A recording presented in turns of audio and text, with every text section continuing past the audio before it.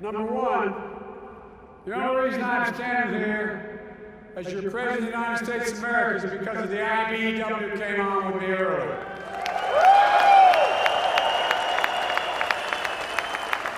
And secondly, is Delaware in the house? Anybody from Delaware?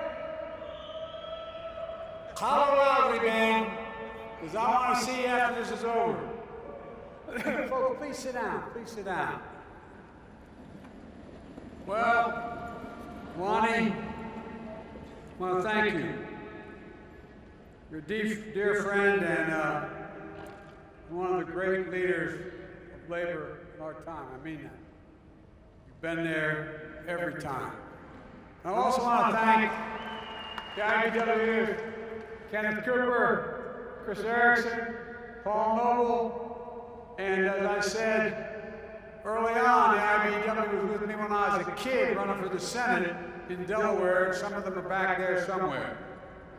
And I'm also proud of our Secretary of Labor, a card-carrying union member, Marty Walsh, fighting for union and worker power every day. But I only have one problem. Sometimes I can't understand him. He talks about cows and cow bonds and all that kind of thing. I wonder what he's talking about sometimes. He's the best, man. If you got me in a foxhole, you want him with you. And folks, there's an expression where I come from. You go home with them that brought you to the dance. You all brought me to the dance, and I mean it. I said early on that I was going to be the most pro-labor union president we've ever had for a simple reason. You allow workers to maintain their dignity. You allow them to hold their heads up high. I mean it. It's a lot more than just what you do in terms of their paychecks and their benefits, but it's about their dignity. My dad used to have an expression. He said, Joey, a job's about a lot more than a paycheck. It's about your dignity. It's about your place in the community. It's about, and I swear to God, that's what he'd say. It's about being able to look your kid in the eye and say, honey, everything's going to be okay. Well, the union movement of the United States of America is the primary reason why that happened. The primary reason why that happened. Folks, look, there's so much. You've done a lot, but so much work to do. So basic thing is, first of all, thank you for your support. Thank you. The reason I stand here today is because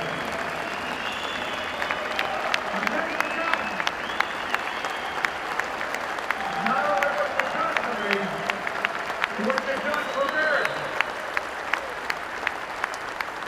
I've said this before, I repeat it again. When I spoke to you about a year ago, you literally built this country. Every investment banker in America would go on strike. Not a whole hell of a lot would happen. But guess what? If you all went on strike nationwide, the country's shut down. Shut down.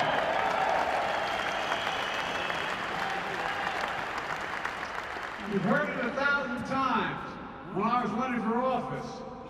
1,000 times. The middle class built this country. Your plan was to build this economy around you. From the middle up and the bottom down, and the bottom up. I'm so sick and tired of trickle-down economics. It only trickles to a few people. When the middle class does well, the poor go way up, and the wealthy do just fine. As I said, Wall Street didn't build this country. The middle class did, and unions built the middle class. Not labor, unions built the middle class.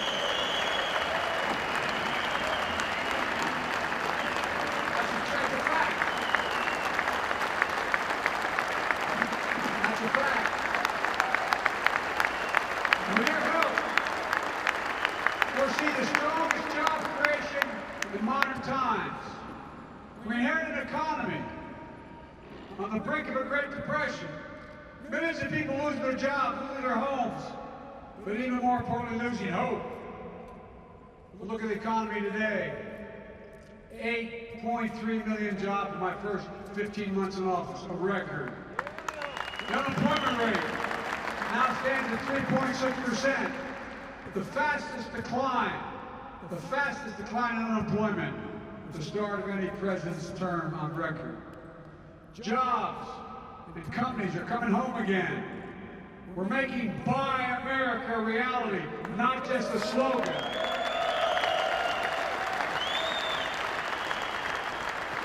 Look, folks, our economy's gone from being on the mend to being on the move. You know, it started with my American Rescue Plan. Because of it, we had the best year of state and local job growth in 20 years. We gave governors, great governors like the one in this state, we gave them a whole lot of money. We added back 460,000 jobs. Critical state and local workers, educators, firefighters, police officers. This includes a record 279,000 education jobs in 2021 because they didn't have the tax base to be able to hire them. The American Rescue Plan provided eviction relief, funding for states and cities to allocate to landlords and renters, help them keep a roof over their heads. 5 million households. Remember those long lines you'd see on television? People lining up in all kinds of vehicles just to get a box of food in their trunk. How quickly we forget. People were hurting. And what did the MAGA crowd want to do? Forget it. Forget it.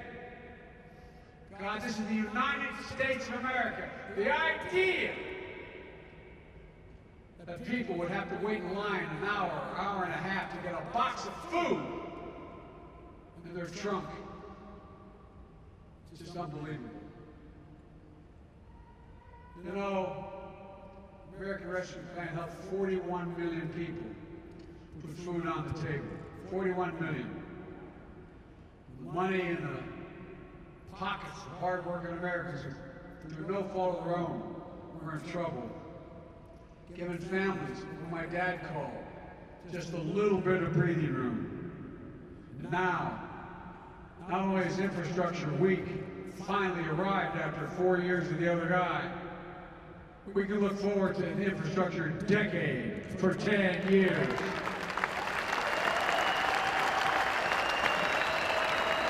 It's a fact. I know you're all over the country, and the projects are coming to you. Not just for years, for the next decade. 10 years. You're in Illinois alone. There are over 6,000 miles of highway, 2,300 bridges in poor condition. This year alone, Illinois will receive $1.9 billion in highway funding for roads and bridges, $297 million dedicated to funding for bridges that are in disrepair. You know, I was going to Pittsburgh a couple months ago. Early, I like Pittsburgh, man.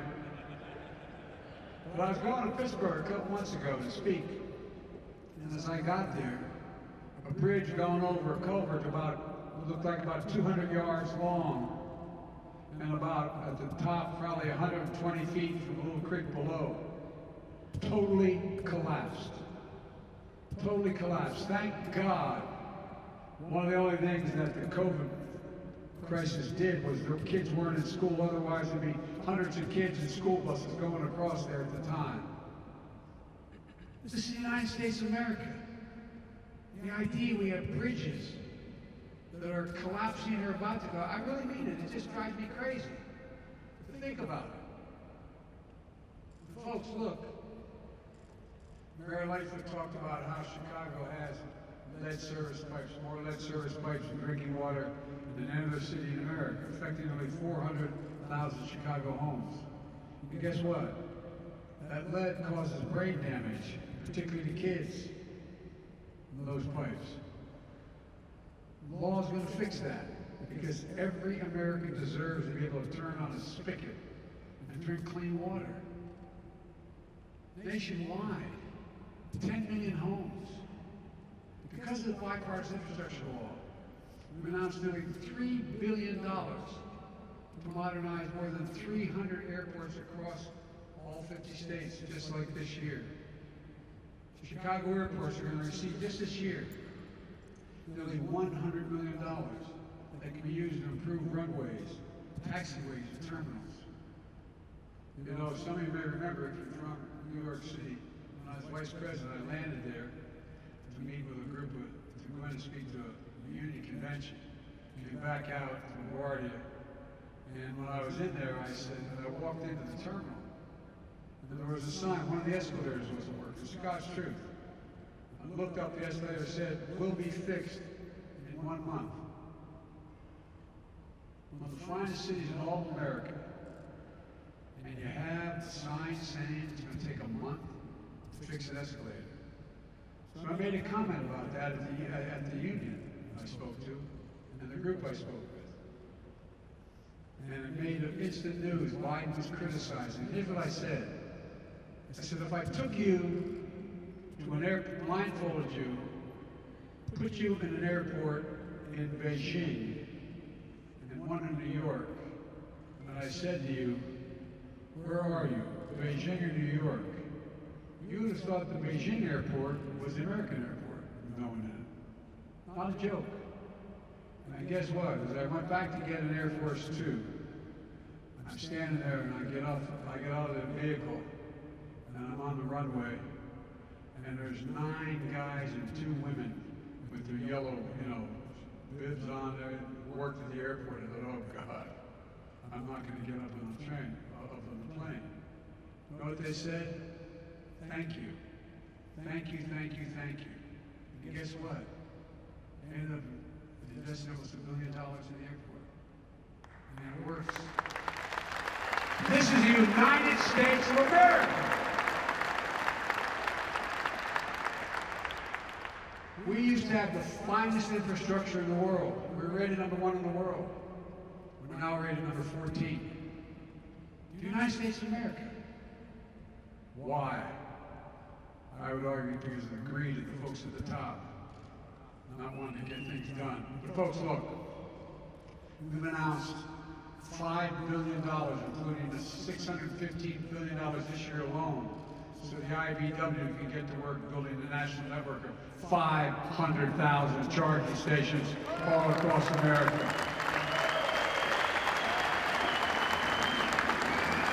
And guess what?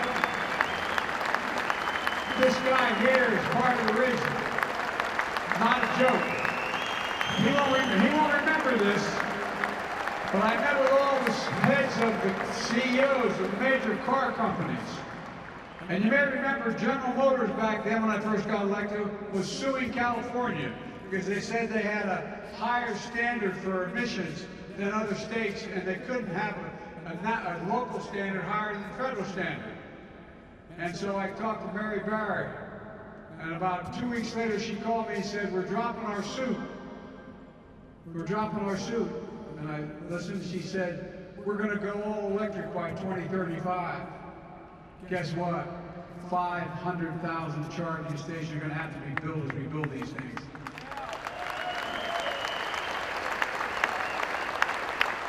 And I think this guy's partially to blame. Look, more than 20 billion so IBW workers can modernize our electric grid, building larger, more resilient transmission lines that can withstand storms, get new and clean energy to our homes. Think about it, folks. Who the hell but you crazy guys climb up poles in the middle of a storm to try to replace a generator? No, I'm serious. I'm genuinely serious. People don't get, we have to let people know more what you actually do. We're investing $65 billion so that highly skilled and certified IBW members can deliver affordable, high-speed internet everywhere, rural, urban, suburban. Just this week, I announced that 40 million low-income Americans from families of 4 earning less than $55,000 a year will get high-speed internet installed in their homes for free. Free. Free. We work it out with the internet companies. Nearly 40% of households in America will qualify. We can't be a country where a mother has to drive up to a McDonald's parking lot in the evening with her child just so he can get on the internet to do his homework. Again, this is the United States of America, for God's sake. And what this means to all of you is good paying union jobs. Jobs you can raise a family on. Jobs that can't be outsourced. This law is about more than rebuilding infrastructure. It's also about rebuilding the middle class. As I said, unions built the middle class. And that's why we made sure the infrastructure law included significant labor protections. For example, the overwhelming majority of the funds included in the law are subject to Davis-Bacon requirements. So folks rebuilding our country can earn a prevailing wage. Look, this is why we're strongly encouraging grantees who get infrastructure funding to use project labor agreements to ensure that workers building the major projects are well-trained, highly skilled, and have a voice on the work site. That's why I continue to call on Congress to fully and finally pass the PRO Act, which makes it easier for workers to organize a union.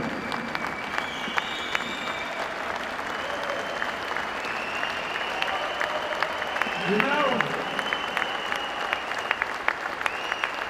I'm not just saying it to be pro. You're not saying this because I'm pro-America. Look, when Congress passed the National Labor Relations Act in 1935, it didn't just say we should allow unions.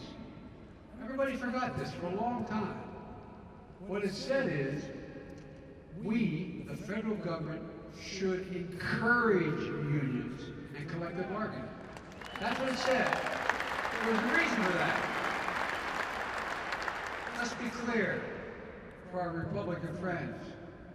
You can't say you're for working people and vote against the PRO Act. It's not consistent. Look, we all know why this matters.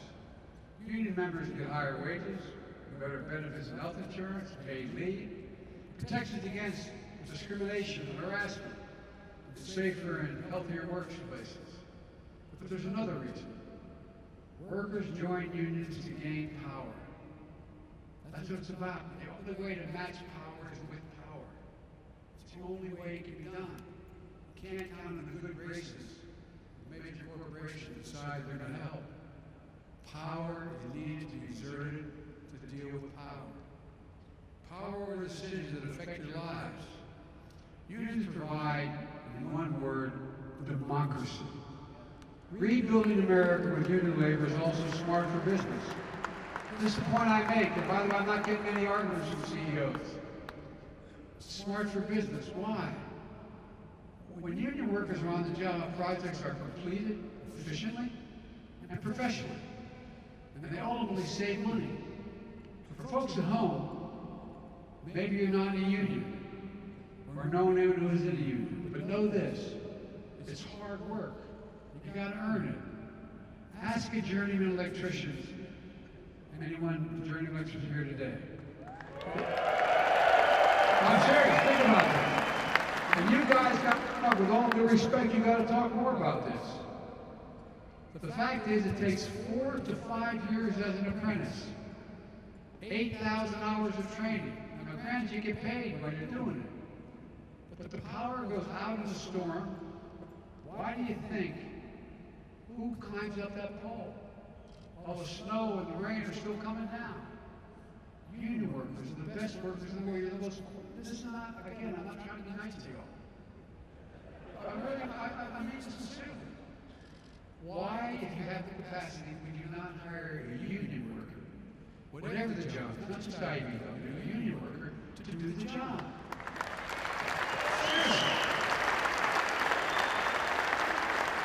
We all talk about you go to college for 4 years. Well, guess what? When you got to be an apprentice and it takes up to 5 years to get your apprentice to go through the program, you're getting a hell of an engineer, you're working like hell. That's why you're the most qualified people in the world. Not just here, in the world. We're beginning to see the effects of unions and the impact on everything from what you see going on in Ukraine right now. Our stuff isn't falling apart. Theirs is. Theirs is. No, I'm serious. So folks, the quality of work is good for the American taxpayer. We're not costing the American taxpayers money, we're saving them money. No, you guys don't say this enough, quite frankly. If you don't mind my saying so, all the family here, you don't say it enough. It's good for families in every neighborhood, for infrastructure projects are underway. Look, here's the deal.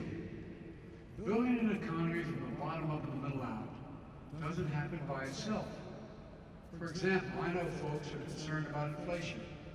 I come from a family, and I mean this sincerely like most of you, where the price of gasoline went up significantly, the price of food went up. That's what we talked about at the dinner table and the kitchen table. It meant a lot. We felt it. We felt it. I understand. That's why I've got a plan to lower the cost for everyday things and make most people who work to have, who need. And that would fundamentally change the standard of living if we just made things more affordable. There's more than one way to deal with the impact on a family than what we're doing, and we're going to beat inflation. But beyond that, it's all about quality of life. You know, remember my dad used to say, if he had an opportunity, my dad, I guess, made back in the late 60s, he probably made the equivalent of $20,000 a year. Wasn't a bad salary, but it wasn't great. He had 4 kids. And if someone came along and said to my dad, I can guarantee that your salaries are going to go up $500 a year every year for the next 10 years, or we can make sure your kid can go to college a lot cheaper than it costs now. I can make sure your cost of electricity and energy in your home is down, not up. I can make sure that you're going to be in a position where you're going to have roads in front of the house going to be paved. What do you ask for? My dad would say, all the rest relates to my standard of living. That's what those guys are concerned about. And not being embarrassed in front of their kids when they can't do something that they know they should be able to do for them. I really mean it. Again, it's back to words that's probably overused in my house. As my grandfather would say, maybe it's the Irish of the word dignity. It's simple dignity. And so there's so many things we can do that don't do anything other than make the country better and don't cost taxpayers more money. If we just decide to be fair and everybody begin to pay their fair share. Look, folks, you know, example of my plan would be to let Medicare negotiate the price of prescription drugs, like the Department of Veterans Affairs does. We say to the companies that are the drug companies, we're only going to pay X number of dollars for the following thing. If you don't want to do that, we're not going to buy any of your drugs. Well, since you've got thousands of people and you're talking millions of people, they say, okay. But here's the deal, going back to this idea of just making sure we have basic dignity. You know, putting a cap on the price of insulin. Many of you have children, or maybe some of you have type 2 diabetes. People with type 2 diabetes need their insulin shots. Need it. It's not like an option. Not like an option. And guess what? It costs the drug companies $10. You hear me? $10 to make that insulin. And counting in all the research and development they did to get to that point. Yet you know what the average cost of insulin for a month for a type 2 diabetic is? There's 200,000 kids out there who have type 2 diabetes. The average cost is $640 a month. Now what the hell do you do as a mom or a dad? You don't have private insurance and you don't have coverage. Not only you look at your child, I mean sincerely from the bottom of my heart. When you look at your child, not only do you worry about where they're going to live, because you got to divide up what little you have, and then maybe stretch it out. What do you think it does to you as a parent looking at your child? Talk about being deprived of your personal dignity. What the hell are we doing? Why? Think of the difference it would make for millions of Americans struggling every single month to afford insulin for their child. Take child care. In a city like this, or in major cities in America, it costs about $14,000 a year per child if they're not school age. I remember, I was 29 years old. You guys helped get me elected to the United States Senate. I wasn't old to be sworn in. I was down in Washington interviewing staff before I was sworn in. I got a phone call from the first responders in my state. You got to come home. There's been an accident. So what happens is a tractor trailer broadside of your wife's car and the 3 kids while they're Christmas shopping. And the poor young woman they put on the phone and tell me said that your wife's dead, your daughter's dead, and your boys are really hurt. So I went home, obviously. I didn't want to stay in the Senate. I wanted no part of it. Because of some really fine men, 1 Republican and 5 Democrats, they convinced me that, well, Joe, just come and stay 6 months, help us organize. Show how smart I was. We had elected 58 Democrats. And then the Democratic governor in my state, they would have appointed him a Democrat. So I said, okay, I thought I had to go to get the help. Well, one of the things I found out was how am I going to take care of my 2 little boys, almost 3 and almost 4. I couldn't afford daycare. I couldn't afford child care. Not a joke. I was making $42,000 a year, which is a lot of money as a U.S. Senator. I couldn't afford it. Thank God I got a big family. My dad would say families at the beginning, middle, and the end. My sister moved in, I bought an old farmhouse, my brother was single, moved in, took a bar and turned it into an apartment. Every morning I drive to the train station to drop my kids off at my mom's. And a lot of help.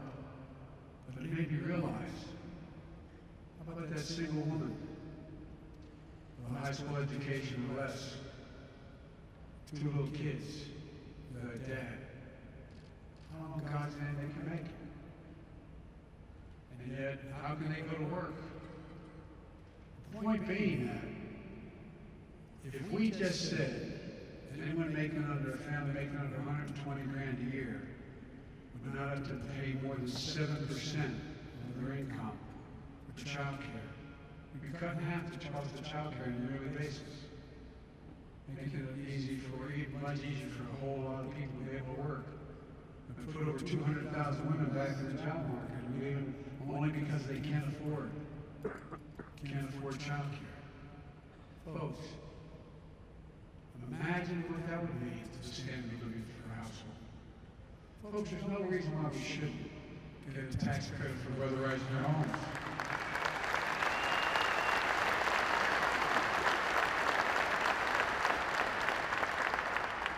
Make it more efficient to buy electric vehicles.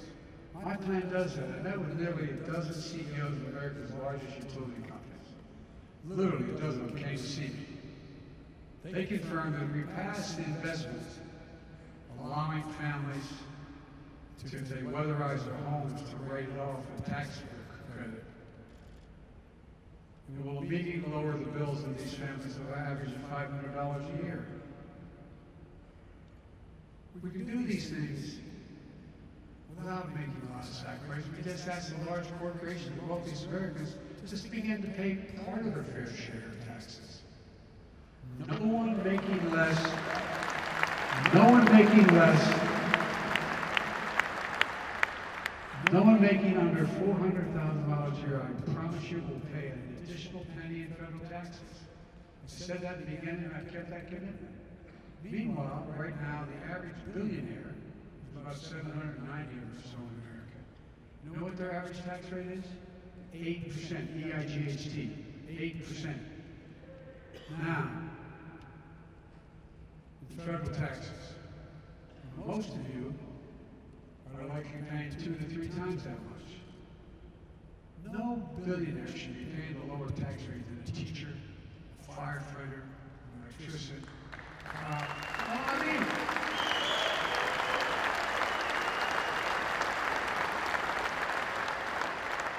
And they shouldn't be paying 90% either. You just move the tax rate back to 39%, we have enough money to pay for all these things. For them. People making tens of millions of dollars. This is about fairness. It's about dignity. It's about fiscal responsibility. My Republican colleagues say these programs help the working class and middle class people. They say that's why we have inflation. They're dead wrong.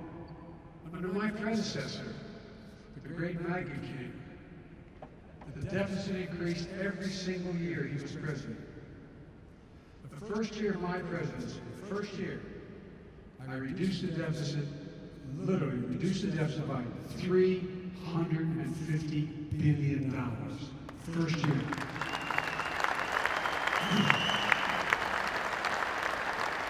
And this year, we're on track to cut the federal deficit by $1,500 billion, the biggest decline in debt ever in American history. It matters to families, because reducing the deficit is one of the main ways that we can ease inflationary pressures. Pay close attention. I believe in bipartisanship. Right now, the majority of our Republican friends just see things differently. They don't want to solve inflation by lowering the costs. They want to solve it by raising taxes and lowering their income. Now, you think I'm making this up. If I didn't see the actual document, I think I was making it up. I think it's good.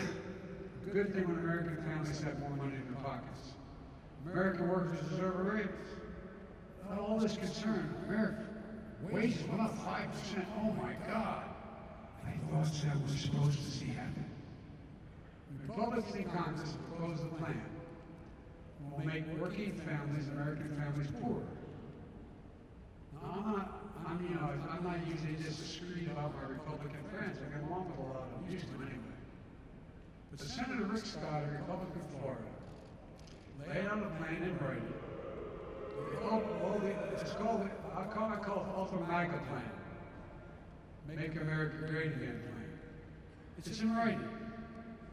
Here's what it does. It raises taxes on 75 million American families, over 95% of whom earn less than $100,000 a year in combined income.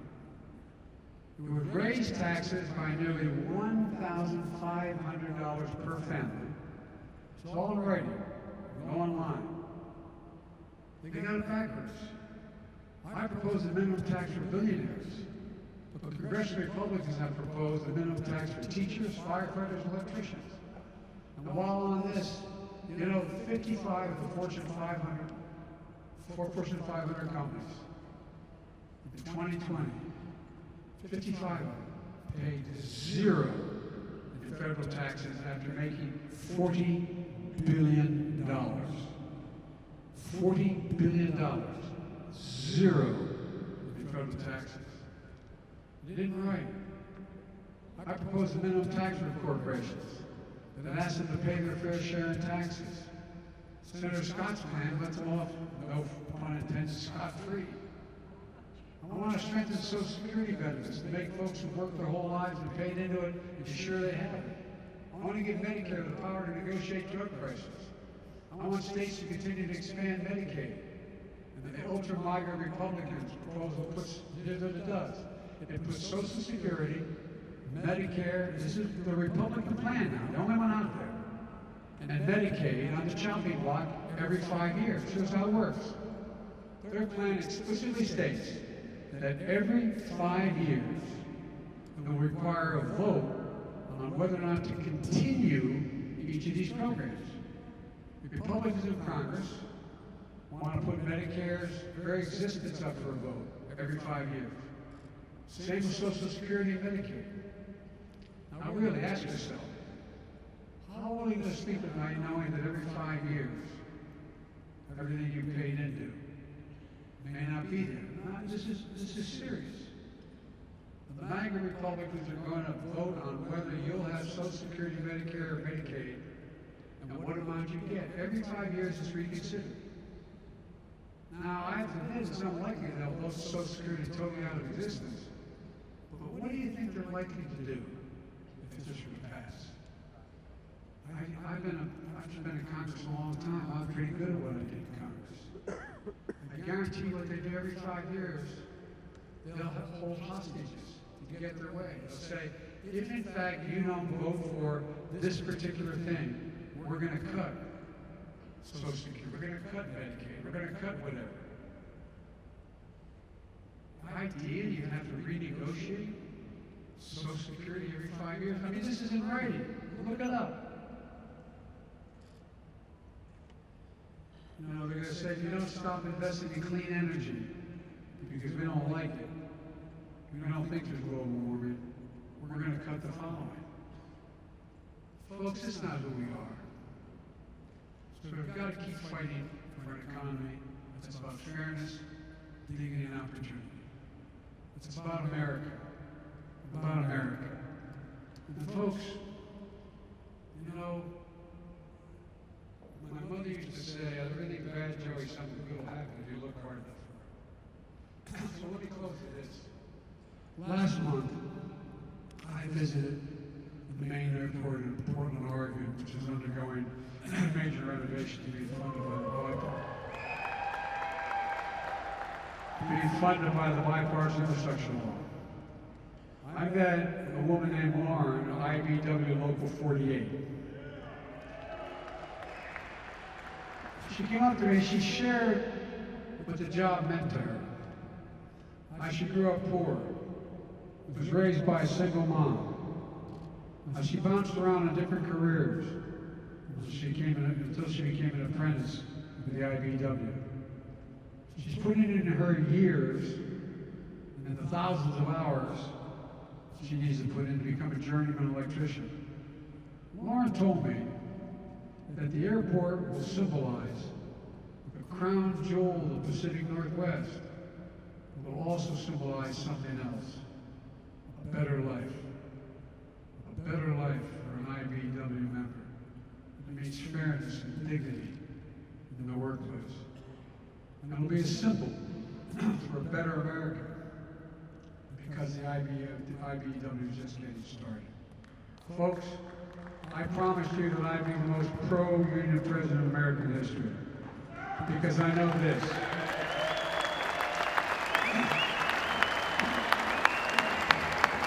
In crisis, America always counts on you. So you can count on me to keep fighting for you. Keep going. Keep building. Keep the faith. God bless you all and may God protect our troops. Thank you. Thank you. Thank you. Thank you.